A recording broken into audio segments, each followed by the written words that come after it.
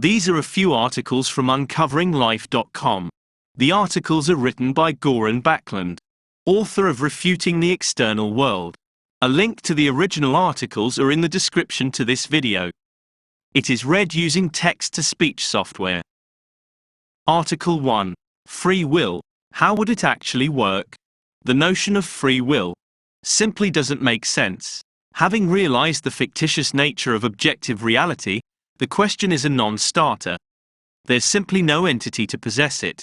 But even if, for the sake of discussion, we grant the existence of a material universe, there's still no way in which free will could ever be an intelligible notion. That is, if we ask ourselves what we actually mean by the word free, we can't seem to come up with an answer. Commonly, the notion of free will means something like to be able to have chosen otherwise. In other words, I did this, but I could have done that instead. But what does it mean that I could have done differently? Let's say that I chose vanilla ice cream, but I firmly believe that I could have chosen chocolate instead. I believe that the choice to take the vanilla flavor came from myself, that the choice was mine. Sure, I may have been influenced by external forces, but I alone ultimately decided whether I wanted vanilla or chocolate ice cream today. Right? But if the choice to take the vanilla was caused by me, what then caused me to cause that choice?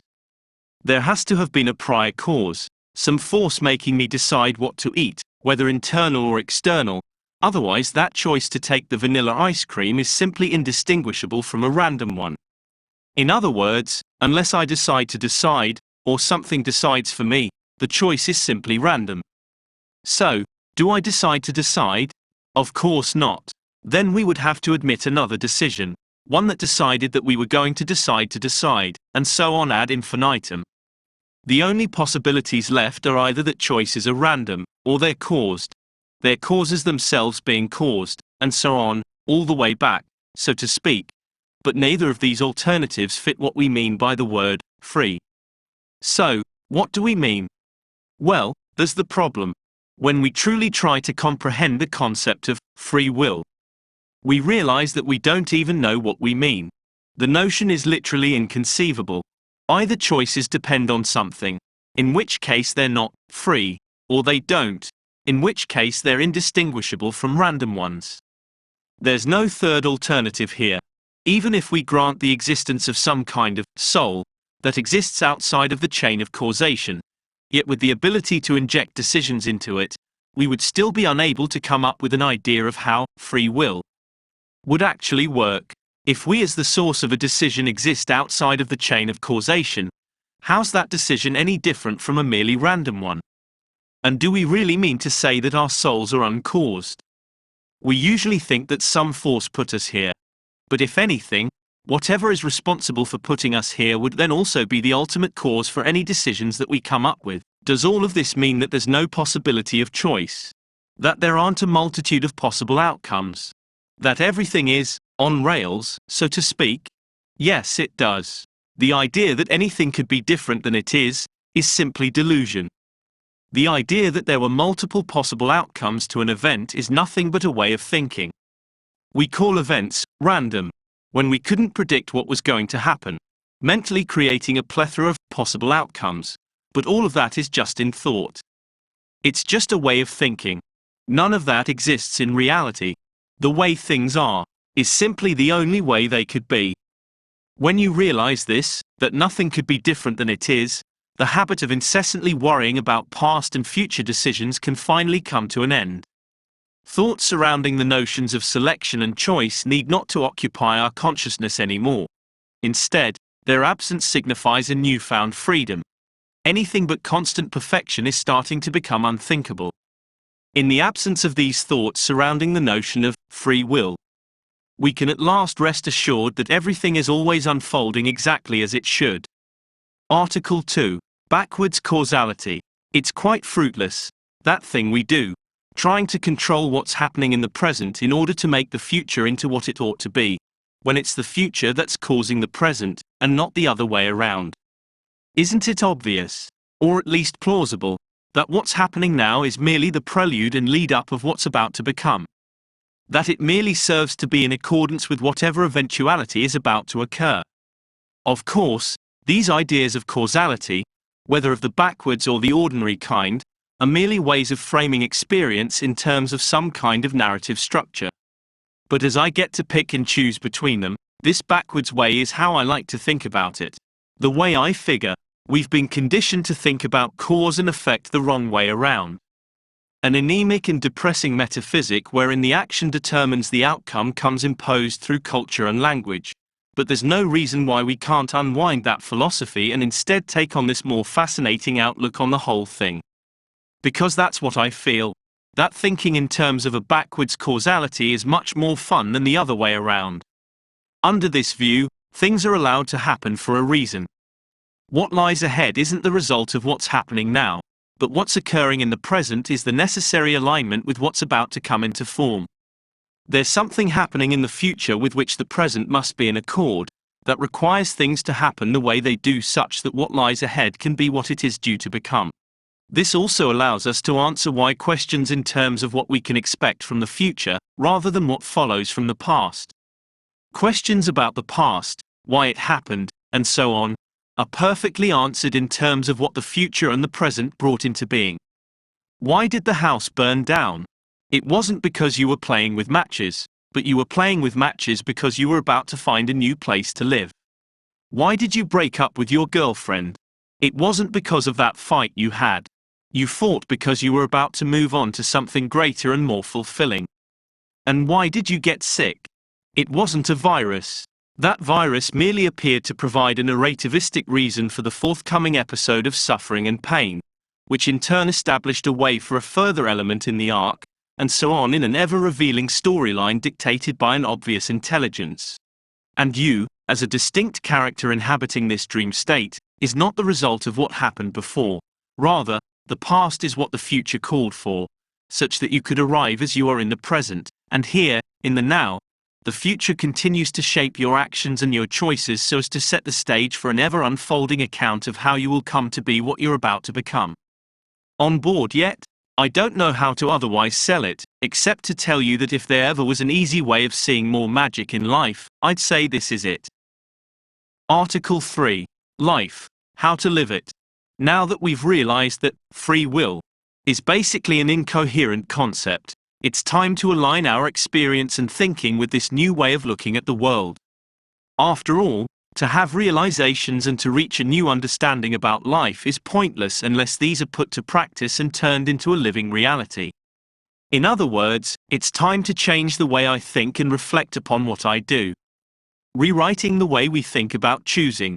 Where I had previously thought in terms of, I willed myself to do it, or simply, I did it, I must now, in the light of the no free will insight, look at an action as if I was moved to do it. For this new way of regarding, or conceptualizing, our actions is far more in line with what's actually going on. Of course, I wouldn't go around and say stuff like that to people. I wouldn't say, I was moved to pass you the salt, even though I consider that a far more accurate description of what's actually going on. It's just a more correct way of thinking about what's really happening. Phenomenally, nothing is different. One's direct experience of choosing is exactly the same. But the narrative has changed. No longer is the phenomenal sense of choosing coupled with the notion of, I choose to do this, but is instead regarded as if one is moved to action, and eventually this new way of thinking also starts to shift the way choosing feels. Changing the way we conceptualize the feeling of choosing actually starts to shift the sense of agency from an I entity as a doer, to a feeling that one is instead moved by the hands of the totality. Now, let's break this down into more detail. Intentions. The phenomenal aspect of our personal will is the intention thought. That is, all actions where it feels as if one is the doer are always preceded by an intention. Where there's first an intention and then an action, the feeling is that we're doing something. Whereas when there's no intention thought preceding the action, when there's just a spontaneous action, we tend to consider that movement automatic or involuntary. In terms of what it feels like, an intention thought is like a mental force, or mind movement, that makes up the very sense of being a doer. But much of this sense comes from the fact of how we conceptualize and think of it. And since intentions aren't really intentions, that is, since we've now abandoned the belief in free will, we can no longer justifiably call intentions anymore, since that word implies the presence of a free acting agent, a concept we now realize to be nonsensical. We must now call that phenomenal aspect of our will something different. Something more in alignment with our understanding. Something that accurately reflects what's actually going on. An inclination of the universe. An impulse of the totality. By ceasing to regard that phenomenal aspect as intention, and starting to think of it as an impulse of the totality instead, we can slowly begin to escape the connotations that give rise to the sense of being a doer. However, towards a better way to live life. It's entirely possible to live and act in this world completely without intentions altogether. That phenomenal aspect that precede every conscious action. We don't need it. This is the true meaning of the word surrender. This is what it means to release the tiller. To relax, and let the universe do the driving. We don't need intentions. We just think we do. It's just so hard to imagine otherwise. I mean, what can be more obvious than the fact that if I want to pick up my keys, I need to will myself to do it? Right? But realize how ridiculously many actions you perform every day that aren't preceded by an intention. For instance, when taking a stroll, I'm not using the force of my willpower to put my left foot in front of my right. No, walking simply happens all by itself, without any need for intentions. And consider the multitude of involuntary hand and arm movements that happen all the time. We're incessantly scratching and touching ourselves all over, without any preceding intentions. It's all spontaneous involuntary action. It's effortless doing without the sense of being a doer. So, try this out. The next time you're at the point of making a conscious decision, simply don't. For instance, let's say you're out walking and you're at a point where you can either choose to go left or right. Shall I go left or right? You think, but then allow yourself to answer a mere, I don't know, and then wait. Don't make a choice. Eventually you will simply start walking, left or right, spontaneously, without any intention, doing or effort. Even if it takes you 2 hours before anything happens and you're just standing there like an idiot. Or sit down on a sofa and decide to not do anything by intention. When an intention arises, simply ignore it, and instead wait and see how long it takes before your body does something entirely spontaneous, effortless, and completely automagical, without any involvement of intention. It probably won't take very long. It's entirely possible to always act and live in this way, to abandon intentions completely, simply live without them, always waiting to see what happens next. But getting there is a gradual transition. To go from intention-based doing to intentionless spontaneous living takes some time. As you see in real time that everything is unfolding perfectly fine without intentions, you begin to realize that you don't have to worry about the future, because you now know, you have faith, that everything will be taken care of exactly as it should, when it should, by an intentionless unfolding of the totality. By doing these experiments one can gradually grow this faith, to develop a knowing that everything is being taken care of, and that I don't need to have a hand in the game for it to be running. As faith develops, more and more of these intentions can be let go and instead allow for life to express a smooth and effortless living without any ego obstruction. Faith isn't something that you can convince yourself to have. It's something that you have to slowly acquire by seeing in real time that everything is working out all by itself. But the whole thing does require an initial leap. A simple step out of the way so that life can begin flowing, smoothly and effortlessly, now that you aren't always obstructing the current. Article 4. Zen Hero. People are always asking what to do. They want to know how to play the game of life. But the only reason why all of this feels so overwhelming and difficult is that you're thinking about it like a game of chess.